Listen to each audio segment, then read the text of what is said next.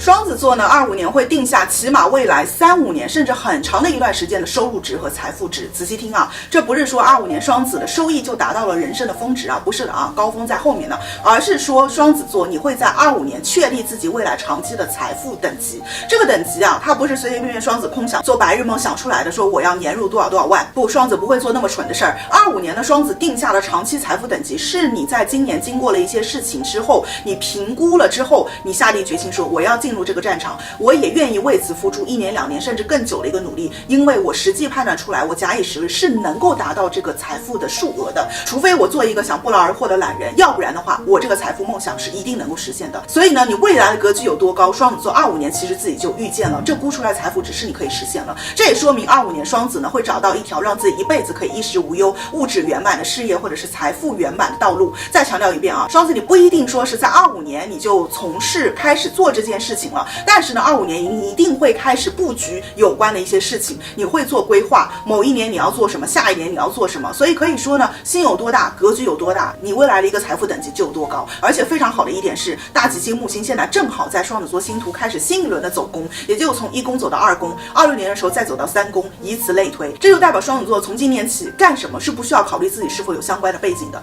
你从来没有做过的工作或者专业，未来你也可以做得非常专业，成为该领域的专家学者和人才。双子今年在面对事业财富的取舍和选择的时候，不需要考虑自己是否熟悉，是否喜欢，这个公司对自己挺好的，自己走了是不是不太合适啊等等，这种情怀和情谊是不能当饭吃的。从行运看呢，对双子更有利的做法是，只要你评估你做这个事情是可以把它落地的，也就是说你有本事把这个东西给它干出来，而且呢它这个事情是有可持续性的，就是长期你不会失业，不会是社会越来越不需要的一些工作，它是有长期发展性的。那么双子就应该坚定的去把这条道路走下去，因为你们今年在财务方面大的一个判断基本不会出大错，你评估自己能做到你就能做到，你评估自己能够赚到多少财你就能够去赚到，而且呢大概率会在比较精准的双子定的那个年份时间就实现它。基本的25年起，双子走的每一步都在你一定程度的把控和预料之内，可能事情的一个程度会超出你的预期，但是大的一些方向或者是路子要怎么走啊，要怎么变啊，双子相当是有预见性的。25年过完你基本上就有这个预见性了，一直到28年下半年左右，起码这段时间每一步都是双子在今年25年评估过的道路。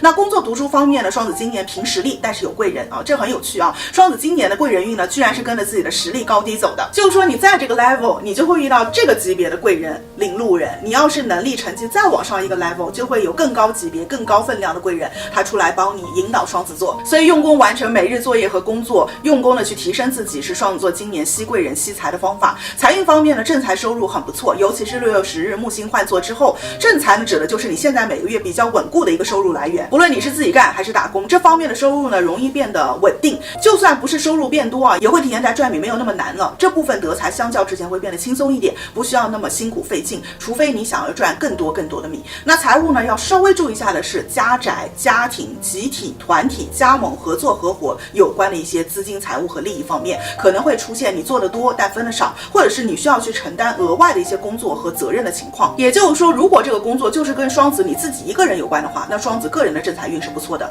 如果这个工作这个事情是跟他人产生关联，不论这个当中是否有亲属关系，都需要小心一下自己的付出是否获得了相应的回报，在众人当中自己是否分到了该分的部分。另外今年也不是适宜投房产的时间，尽可能去做一些储蓄会更好。爱情伴侣方面呢，家庭甚至是2个家族各种的情况多少会有点影响双子今年的事业和财运，所以能够尽量切割开来，比如说分开居住啊，分开管理财或者是花一些米去雇佣他人来打理家里的孩子啊等等，减少往来和互动呢，对双子是更有利的，你会没有那么烦和受干扰。爱情来看呢，如果是过去没有和自己修成正果的人，那25年也尽量别再和对方打转或者纠缠了，看起来有结果的可能性不是很大啊，看似可能是一个舒适圈，但是呢只能拖累你拖在原地，不能给双子你想要的东西和未来。25年桃花取决于双子的事业财富的情况，感觉自己已经有米的双子座比较有机会脱单，也有机会遇到比较高质量的对象。还没有赚米赚足够的双子座呢，25年你们是事业脑发财脑，就是不是恋爱脑，所以呢恋爱离你们有一点远啊，加油自我奋斗吧，反正后面也是有结婚机会的。那祝所有的双子座25年放大格局，提高站位，找准方向，精准定位，持续发力，生命必如愿以偿，好运哦。我是安达范老师，用心理心学活好自己，重新和自我交朋友，拜拜。